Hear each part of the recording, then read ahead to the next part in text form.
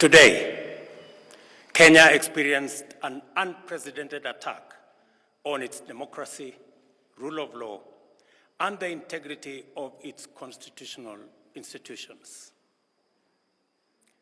An otherwise legitimate expression of the fundamental rights and freedoms of assembly, demonstration, picketing, and petitioning of public authorities by a section of law-abiding citizens of the Republic of Kenya was infiltrated and hijacked by a group of organized criminals. Most regrettably, today's attack on Kenya's constitutional order has resulted in the loss of lives, also destruction of property and desecration of institutions and emblems of our sovereignty. Today's events mark a critical turning point on how we respond to grave threats to our national security. I assure the nation that the government has mobilized all resources at the nation's disposal to ensure that a situation of this nature will not recur again at whatever cost. I thank our security officers who were on duty today for applying themselves to the best of their abilities in the defense of Kenya and its people.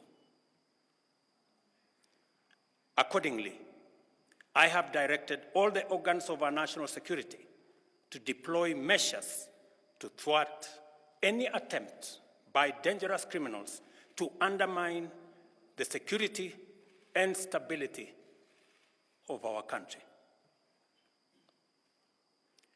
As the people of Kenya go to bed tonight, I give you my assurance that your security, that of your families, and property remains my utmost priority.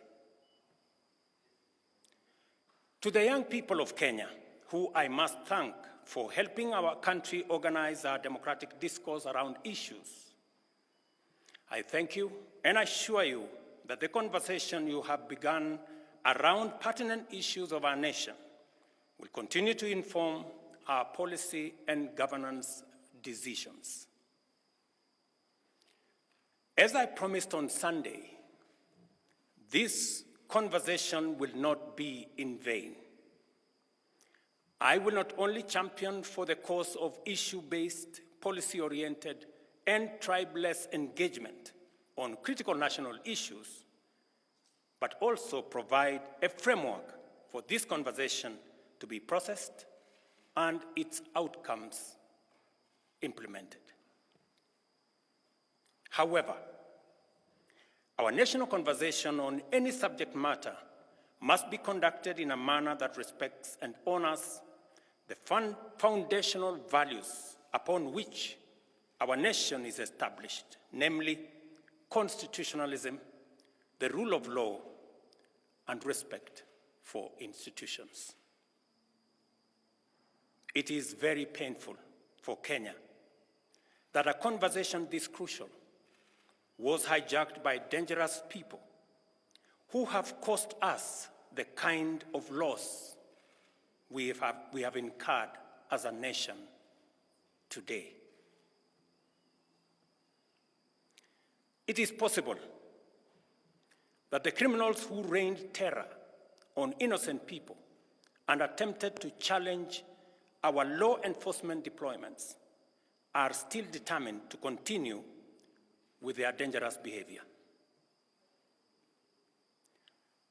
I assure the nation of the government's determination to fulfill its constitutional duty of protecting the people of Kenya against all forms of harm. I hereby put on notice the planners, financiers, orchestrators, and abettors of violence and anarchy that the security infrastructure established to protect our republic and its sovereignty will be deployed to secure the country and restore normalcy.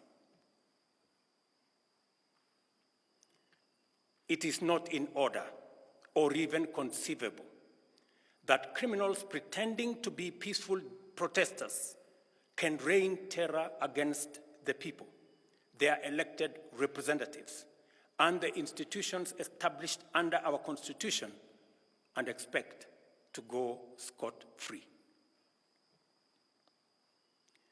We must isolate crime from democratic expression and separate criminals from people exercising the freedom of expression and divergent opinion. I shall continue to lead a government that is fully committed to maintaining the integrity of our state, promoting the unity of our nation, and enhancing the peace and security of all citizens and their livelihoods. I am bound under sacred constitutional mandate to respect, uphold, and defend the Constitution of Kenya, which declares that all sovereign power belongs to the people, and that this power shall be exercised only in accordance with the Constitution. The government will therefore uphold its constitutional mandate to secure our nation and its development, and shall treat every threat to national security and the integrity of our state as an existential danger to our republic.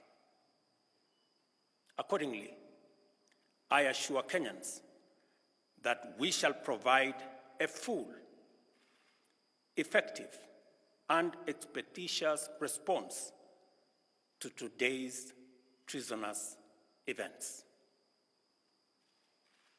Thank you.